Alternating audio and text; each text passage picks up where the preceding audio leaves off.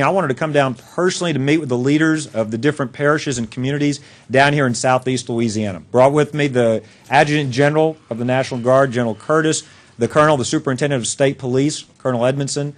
Brought my Chief of Staff, Stephen Wagesback, as well as our Commissioner of Administration, Paul Rainwater, who's been down here the last couple of days. I sent him down here yesterday to make sure that we were fully coordinated with the local parishes, and also Garrett Graves, the head of the Office of Coastal Affairs.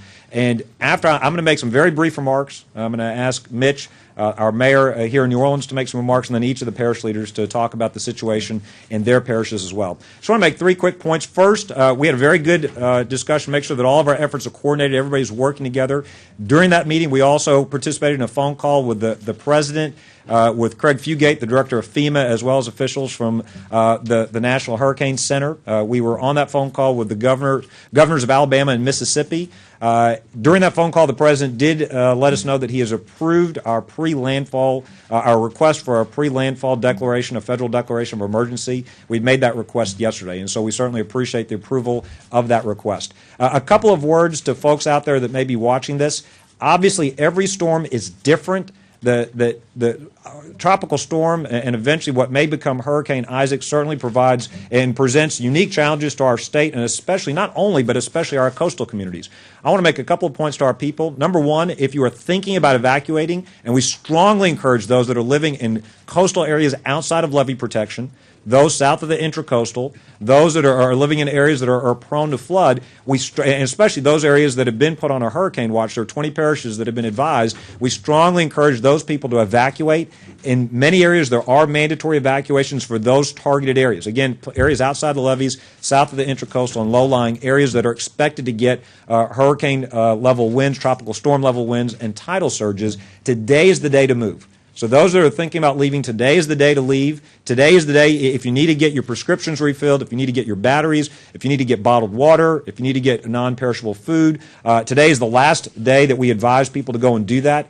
Late tonight, early in the morning hours, we do expect tropical storm force winds to begin hitting the coast of Plaquemines Parish, and then certainly several hours after that, we're going to see those winds make their way inland. So today, I'd strongly encourage, we've said all along for quite a while now, we've even told people before hurricane season, we've stressed the importance of having your own game plan for yourself, your family. We've stressed to people the importance of taking the storm seriously. Today is the last day that people should be planning on getting on the road, evacuating, getting supplies. It's one of the reasons that our schools are closing tomorrow. We've closed state office buildings today and tomorrow and through Wednesday. We don't want people getting on the road unnecessarily, especially as those winds start.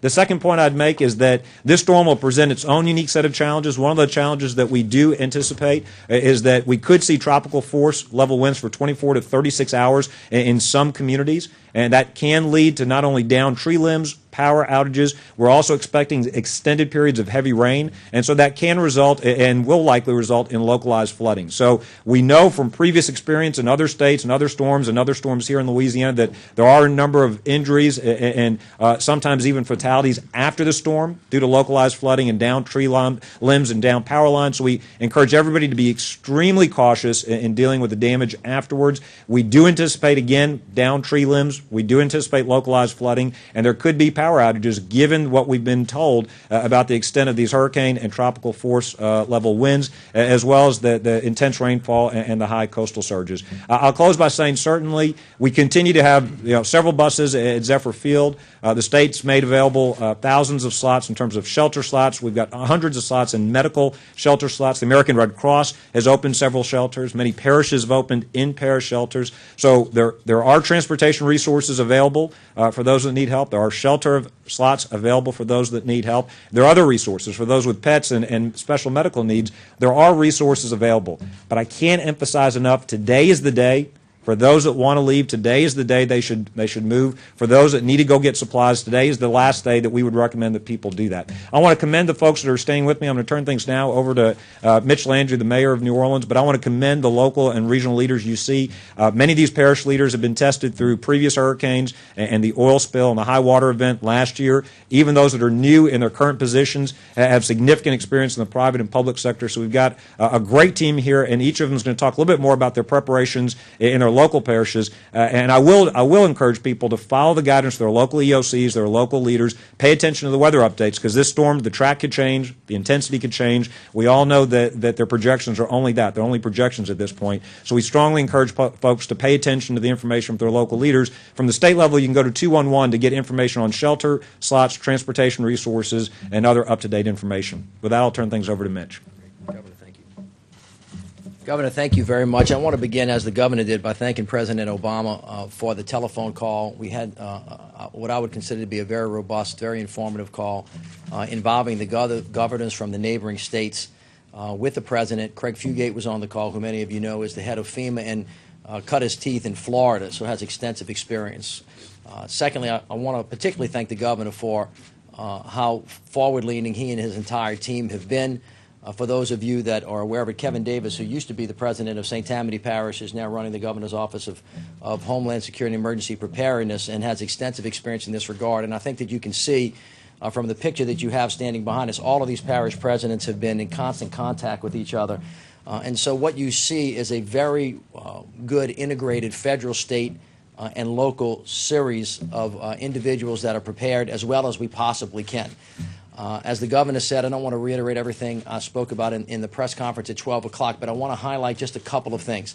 Last night when we all went to sleep, there was uncertainty. Now there is still some uncertainty, but a lot more clarity. And the clarity is that we are going to be facing, unless things change, and of course they always can, a Category 1, potentially a 2 storm. For the city of New Orleans, and I'll say it again, just for the city of New Orleans, the other parish presidents will speak to their parishes. That means that there will not be a mandatory evacuation order for those living within the levee system. Again, I would urge those living outside of the levee system to seriously think about leaving, because you could be potentially in harm's way. There is a point beyond which a mandatory evacuation would not be possible. I believe that we're at that point.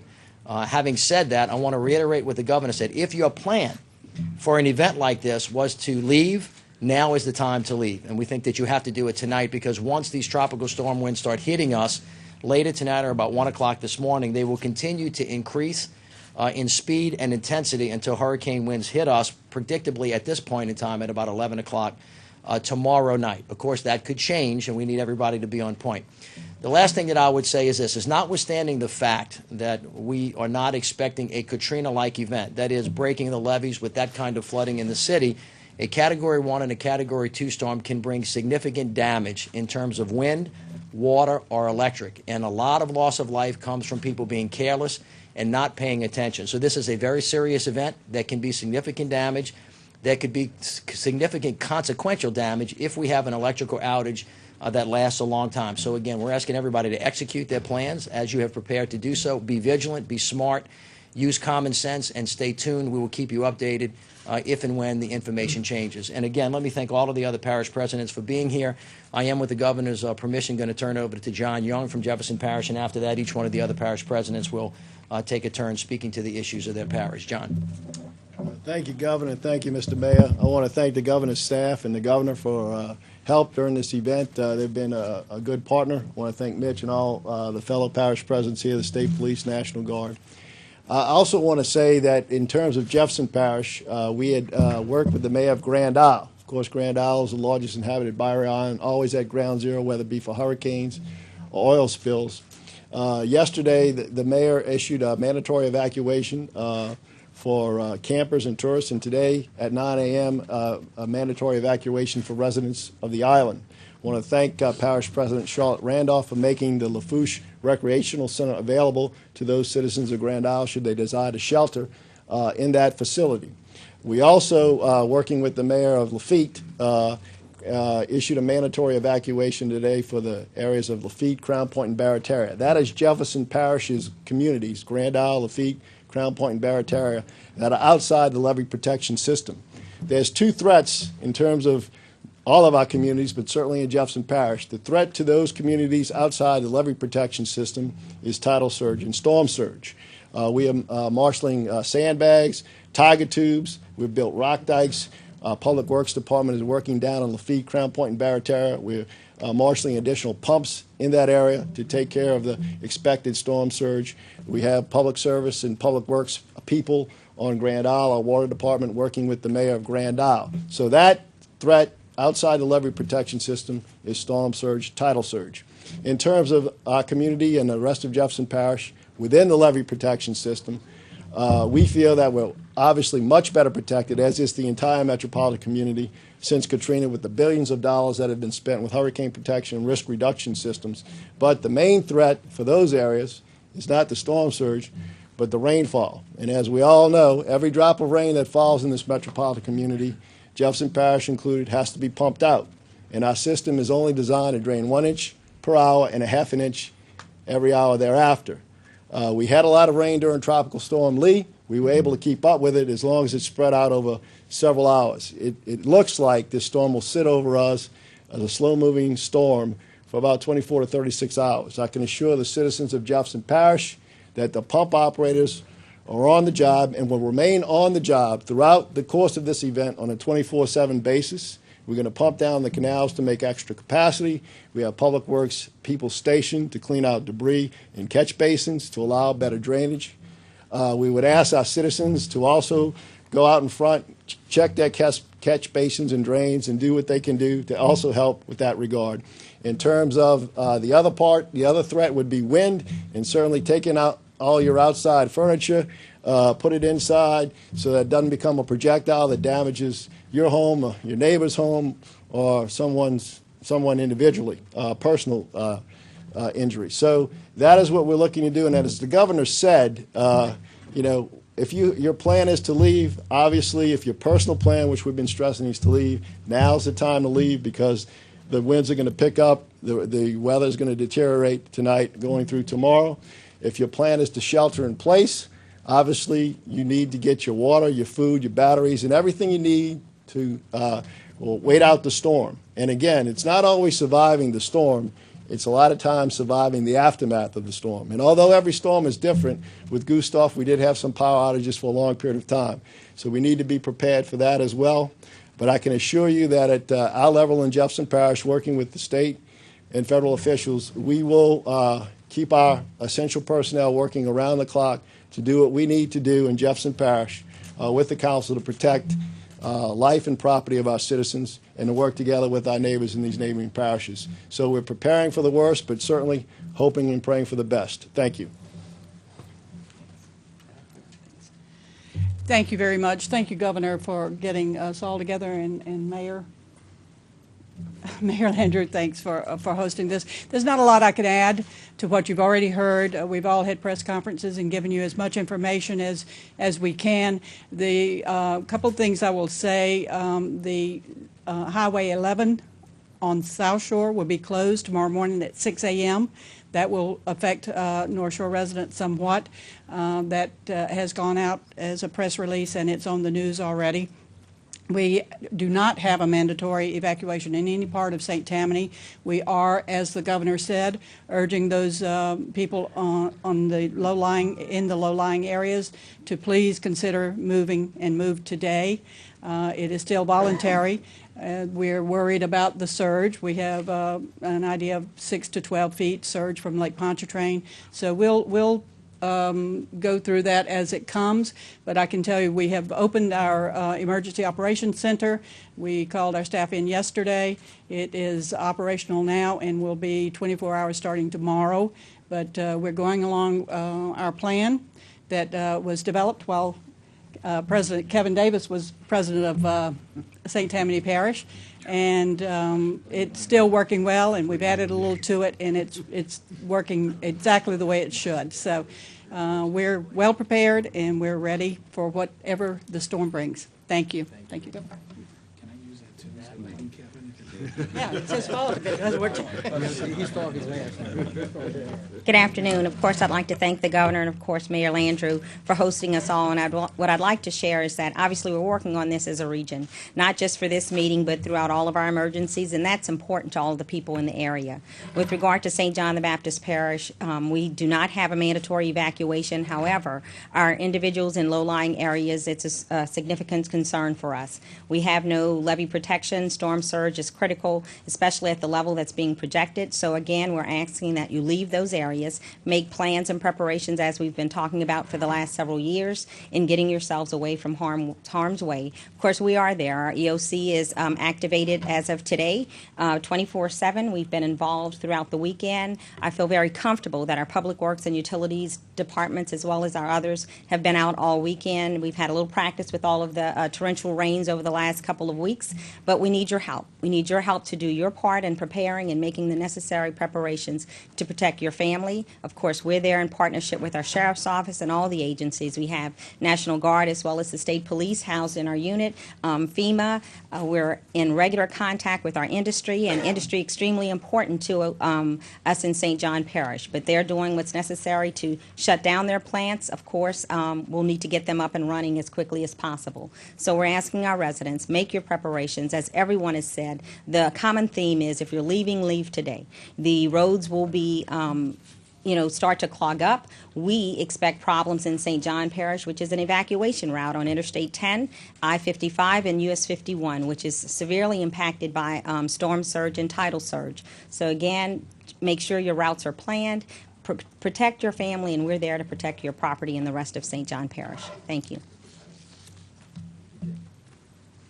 Thank you. I also like to thank the governor and the mayor for keeping this coalition together. In St. Charles Parish, we did declare emergency yesterday at 6 o'clock p.m. And the reason why we did that, yesterday morning, there was a report it was going to be a Category 2. And on the west bank of St. Charles, we have no levees. On a regular high tides on the west bank of the river, we experienced street flooding and waters in our ditches, so we made the decision to evacuate. One of the things I'm very concerned about, normally we usually evacuate around 1,100 people. Today, as of 1 o'clock, we only evacuated 61 people. So I think people are not taking this storm seriously enough. I want to remind them during Gustav night, it took 11 days for that water to recede after Gustav went through. So if you're thinking that you're going to stay hunkered down tomorrow and Thursday and then everything's going to be back to normal, that's not what's going to happen, people. You need to get yourself together. You need to get out. You know what your area is. You know how much water on regular high tide. So we ask you, please take this storm seriously, very seriously. And if you can get out, get out. We also, there are some conflicting issues right now on the closure of Highway 90. We had a discussion with the governor and Gary Graves later this afternoon at 8 o'clock tonight. Colonel Fleming, myself, Parish President John Young, and Gary's going to have a meeting that decides what time we can actually close Highway 90. It is eventually going to be closed, but we don't know the exact date, the exact time, but it's definitely got to be closed because the Corps, as you know, is building that flood wall at the Davis diversion, and they had to cut that levee, so the only way they can close it off is to put Haskell baskets across Highway 90. Also on Highway 61 at the Jefferson Parish, St. Charles Parish line, the what levee board we said was closing it, John? East Jefferson levee district wants to close that, so we can try to get that closed as late as possible. So other than that, like everybody else said, adhere to all the warnings that your parish officials are giving you, and now is the time to get out. Thank you. Like my fellow community leaders, Governor, thank you very much for hosting this. Mitch, thank you for asking me. Miss Jackie, how are you, ma'am? St. Bernard, we declared a state of emergency at 3:15 yesterday afternoon. Today, at approximately 12 o'clock, I ordered a mandatory evacuation for all the communities outside our levee protection area. We have coordinated with the Sheriff's Office. Louisiana State Police have people on board. Mr. Davis has his people down there with us, and we're continuing in our efforts. At some point, the Sheriff has informed me he may request a curfew.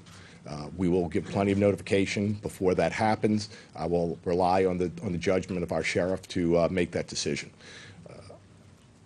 I think you people see today a partnering on the federal, state, and local level among the parish leaders, which I think is a major step forward in providing a safe environment for all of the metropolitan area, not just one. So again, to those people who are here today, my fellow parish leaders, Governor, thank you so much for including St. Bernard in today's conference. Thank you, sir. All right, we can go. We're going to be a while. I'll be quick. I'm done. Governor, thank you, Mitch. Kevin, State Police, thank you all, everyone, the coordinated effort. Thanks to the State Highway Department, we now have a second barrier on Highway 23 to keep that passageway open to Venice. That's so important, especially since the storm continues to kick towards Fourchon. Fourchon and Venice are the two outlets to getting the people back to work offshore. So the efforts by the Highway Department, Kevin Davis's office, Governor, your staff, we now have that secondary line of defense with the HESCO baskets for 2.5 miles on Highway 23. We did evacuate South Plaquemines, mandatory this morning, and the East Bank. Both levees in those areas are about 3 feet below what is expected to be the storm surge. So we will see those levees topped. Whether that storm hangs out there and tops them long enough to flood the communities, we won't know. We'll flood fight if we have to, but we're hoping for the best, and hopefully that storm will kick far enough west to where we don't see any flooding. But that's why we called the mandatory evacuation in Plaquemines Parish. But thanks again, Mayor and the Governor, and everyone here behind me. Thank you. Governor, if I might, just one more word, and then I'll turn it over to you to close. I specifically want to thank Governor Jindal and his team. Governor Kevin has been just fantastic, reached out to all of us very, very early on.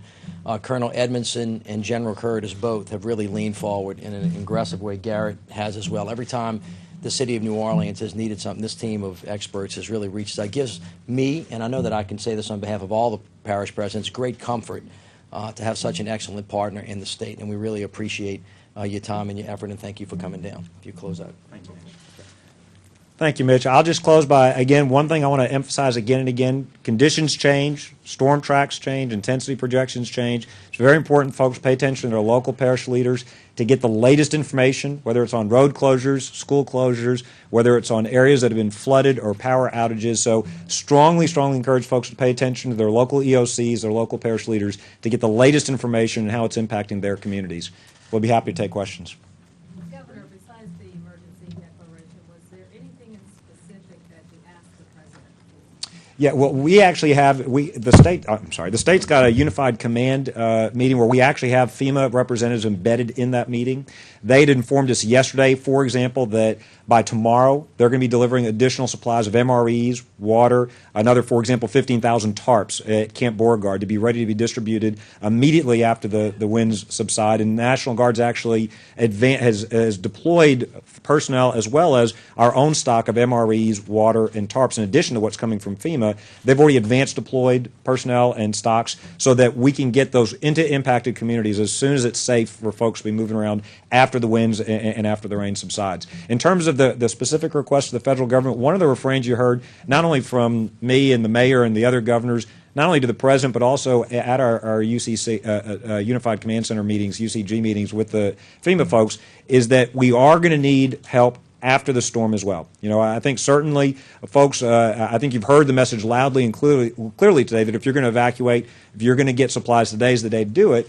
Folks also need to know that we are going to face challenges after the storm. And so one of the points that was made on the call to the president, to Craig Fugate in particular, was that there will be unique challenges in each community depending on whether they have power, whether they are flooded, and some of those communities could be inland. I know there's been a lot of emphasis on coastal parishes, rightfully so, where their tidal surges will first hit and the winds will first hit. But when you look at the projections, we could see significant flooding and significant wind damage in inland parishes as well. So one of the recurring themes to the White House and to FEMA was just to make sure they understood that this is going to be this is not going to be done just after the storm makes landfall or even after the storm leaves Louisiana, but rather this is a storm that could present challenges for many, many days after the storm makes landfall. So it was a productive call, and again, the FEMA folks have been in our UCG. They're with us every day in Baton Rouge. I know President St. Charles mentioned that there were some lack of seriousness on some of this urging for people to get out. Do you have any sense now how many people are in these shelters, if they're being taken advantage of? Sure. Actually, the state shelters are extremely underutilized. I mean, and there weren't folks, for example, and the two first shelters were opened up at the state level were at Alexandria and LSU.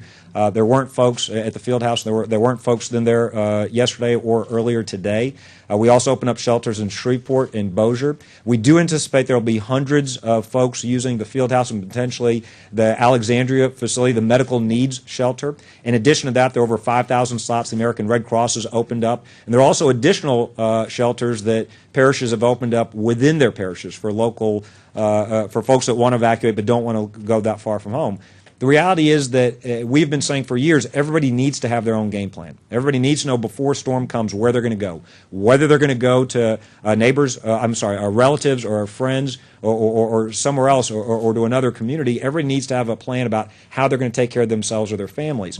We certainly, at the state level, working with our local partners, we provide the transportation, we provide the critical needs shelter, we provide the housing for those that have no other way to get to safety. But we'd much rather people have their own plans, have their own contingency plans well before a storm comes into the Gulf. So certainly, we've got the shelter space, we've got the buses, we've got the ambulances. I made this point yesterday.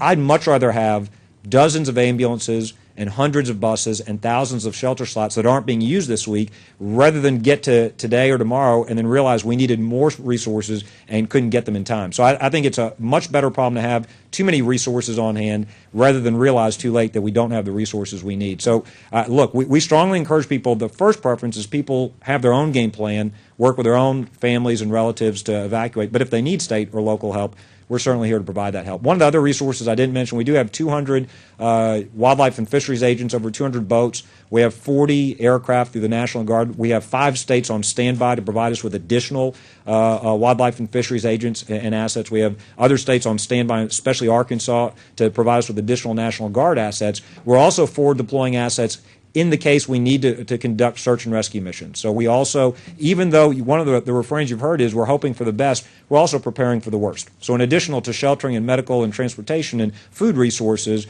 we also have prepared for the worst and are ready for search and rescue missions. I should mention at the state shelters there are meals there and there is food and other showers and those kinds of amenities there as well.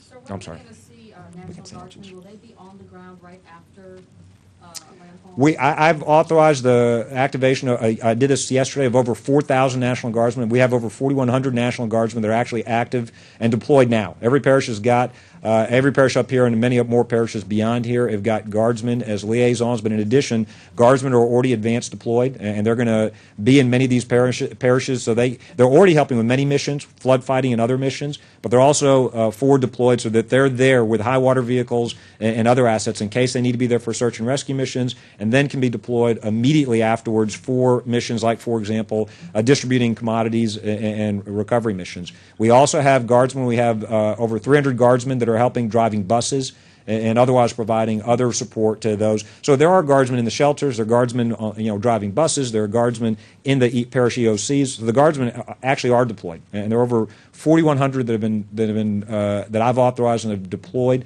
and many of those are going to stay in place in these parishes, so they'll be ready to go immediately with commodities like water, MREs, tarps, and other commodities that folks might need. Governor, will they be on hand to help with issues should potential crime situations arise? Again, we'll respond to the needs of our local parish partners, and absolutely, if they have needs, we will support those needs. So as our local partners identified needs they've got, we'll work with them and the law enforcement agencies. The other thing that I mentioned this morning, and I'll reiterate here, the State Department of Corrections has evacuated over 1,000 prisoners yesterday. By now, they've done over 1,000. By the end of today, they will have evacuated over 2,000 prisoners from many of these coastal parishes, from temporary facilities to state prisons. For security reasons, we only announce those after they've been completed. So we announced, for example, they evacuated over 600 prisoners from Orleans and a couple of hundred from St. Bernard yesterday. They will, after they complete that mission today, that will be over 2,000 prisoners that will have been evacuated from these parish prisons, that many of which were either local sheriffs were worried about their potential to be flooded, or they were temporary facilities where it wouldn't have been safe for the prisoners to stay there. In the back left. Governor, I'm from Shreveport, Bossier. I guess a lot of people want to know, are the people down here taking this storm lightly because it's Category 1?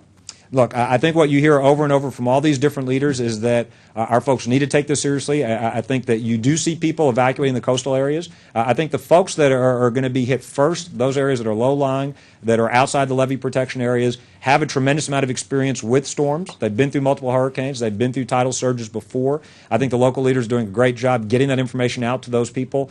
And they've issued mandatory evacuations in many of those communities with advance warning. And I think you see the progress today. You think you see many people moving their boats, moving their vehicles, moving their families to higher ground, to safer ground. And I think you're going to continue to see people leave today. And that's one of the reasons you see the traffic management efforts on 310. You've got so many people leaving the coastal areas, and state police and DOTD are working together to facilitate that. So I think the folks that live down here have been through a number of storms. Unfortunately, they've had tremendous experience these last few years, going back to Katrina, Rita, Gustav Ike, last year, Tropical Storm Lee. I think local leaders are doing a good job putting the right emphasis, calling for evacuations in those low-lying areas, and providing people with the resources, the information they need to get out of harm's way. I ask this question a lot, and I always get different answers. So what are you guys doing for the Hispanic community? Because there's a big portion in mostly New Orleans and Jefferson Parish that speak Spanish but don't speak English. So is there a phone number or a website or somewhere we can go to give information out? Sure, and I'll let Kevin talk about GOSEP's outreach efforts, and Mitch, I don't know if you want to talk about the city's efforts as well in those areas. Kevin, you want to talk about the website? I'm sorry. Yes, certainly. With our website information that you can go to, we have that in multiple languages, so I'd encourage them to go to that website. It is GOSEP. It's www.gosep.gov. And then also, the most important of that also is the getagameplan.org. Thank you. Is there a phone number? Yes.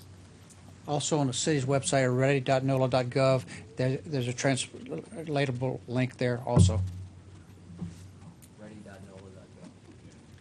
For Jefferson Parish, we have a website now that translates into Spanish and Vietnamese, and we also have a Spanish interpreter embedded at the EOC, and we also have CERT, Citizen Emergency Response Team, some of whom are Hispanic, Spanish-speaking individuals. Thank you, guys. All right, thank you all so much. When will we hear from you?